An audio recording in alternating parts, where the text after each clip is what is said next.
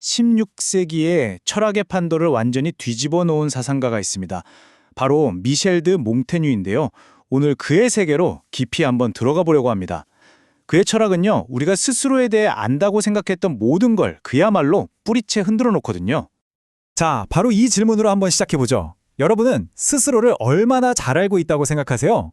아마 대부분은 꽤 잘 알지 라고 대답할 거예요. 하지만 과연 그럴까요? 우리보다 수백 년 전에 살았던 한 철학자가 바로 이 질문에 대해 아주 놀랍고 어쩌면 조금은 불편하게 느껴질 수도 있는 그런 대답을 내놓았습니다. 몽테뉴가 내놓은 대답이 바로 이겁니다. 한마디로 우리는 우리 자신에게 사실상 이방인이나 다름없다는 거죠. 와, 이 한 문장은 우리가 나에 대해 가지고 있는 가장 기본적인 믿음에 정면으로 도전하는 말입니다. 자, 그럼 첫 번째 이야기부터 시작해보겠습니다. 몽테뉴의 접근 방식이 도대체 철학사에서 왜 그렇게 혁명적이었는지 그 이유를 한번 살펴보죠. 그러니까 몽테뉴 이전까지 거의 2000년이라는 정말 긴 시간 동안 철학자들의 시선은 항상 바깥을 향해 있었어요.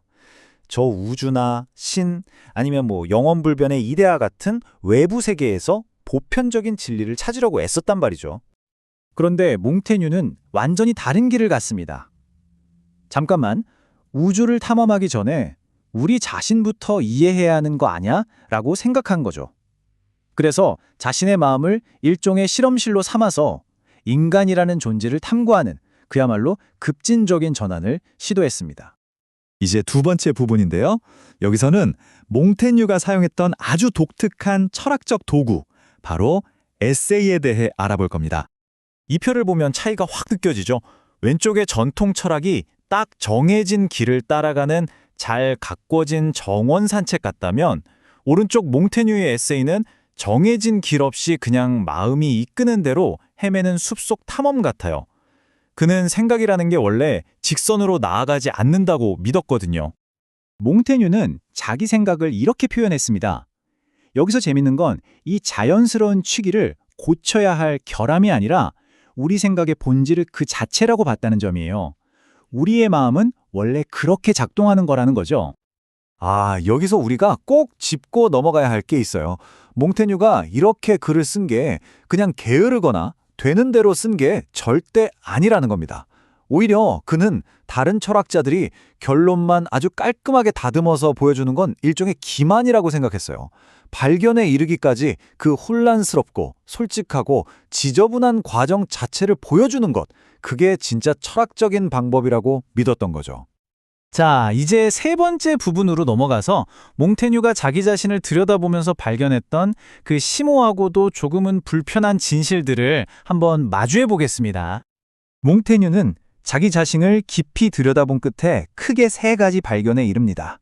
우리의 이성, 도덕, 그리고 자아에 대한 기존의 생각을 완전히 뒤엎는, 어쩌면 우리를 좀 불안하게 만들 수도 있는 그런 발견들이었죠. 하나씩 자세히 뜯어보겠습니다. 첫 번째 발견부터가 정말 충격적이에요. 우리는 순수한 이성으로 판단한다고 굳게 믿잖아요. 그런데 몽테뉴는 자기 경험을 통해 그게 얼마나 큰 착각인지 깨달았습니다. 예를 들어 신장결석 때문에 고통스러울 때 내렸던 철학적 판단과 건강할 때의 판단이 완전히 달랐던 거죠. 우리의 그 고귀하다는 이성은 사실 우리 몸의 변덕스러운 상태에 깊이 묶여있다는, 우리를 좀 겸손하게 만드는 진실입니다. 두 번째 발견은 우리가 서 있는 땅 자체를 흔드는 것 같아요. 우리가 너무나 당연하게 여기는 옳고 그름, 즉 도덕적인 가치들이 있잖아요. 이게 사실은 하늘에서 뚝 떨어진 보편적인 진리가 아니라는 겁니다. 그저 우리가 속한 문화의 관습을 생각 없이 내면화한 결과일 뿐이라는 거죠.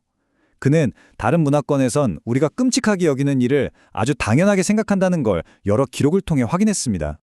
그리고 마지막 발견은 이 강력한 문장 하나로 요약됩니다.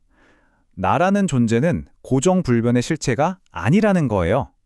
어제의 나와 오늘의 나는 같은 사람이 아니고 우리의 자아는 그냥 끊임없이 변화하는 과정, 그 흐름 자체라는 거죠. 정말 충격적인 통찰 아닙니까? 진정한 나를 찾는 여정은 어쩌면 영원히 도달할 수 없는 목적지를 향해 가는 것과 같다는 뜻이기도 합니다. 자, 이제 마지막 부분입니다.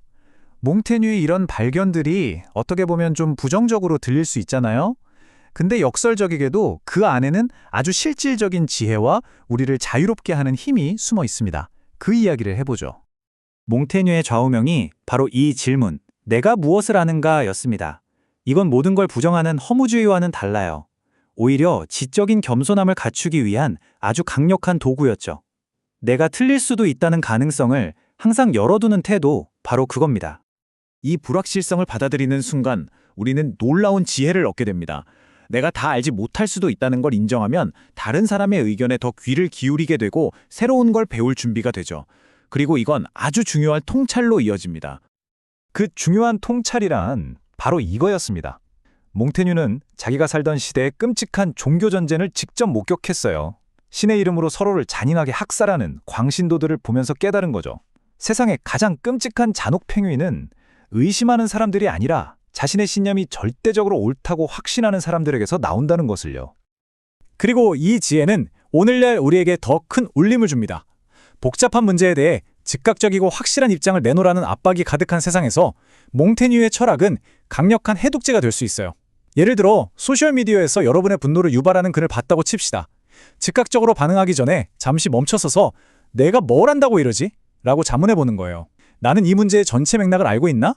혹시 이 정보는 내 분노를 이용해 이득을 보려는 누군가가 설계한 건 아닐까? 이 짧은 의심의 순간이야말로 확신의 폭주를 막는 몽테뉴적 지혜의 실천입니다. 오늘 이야기를 마치면서 여러분께 이 질문을 던지고 싶습니다. 만약 우리 사회가, 그리고 여러분 스스로가 절대적인 확신을 조금만 내려놓는다면 우리의 대화 방식, 우리의 관계, 그리고 우리 세상은 어떻게 달라질까요? 한 번쯤 깊이 생각해 볼 만한 질문입니다.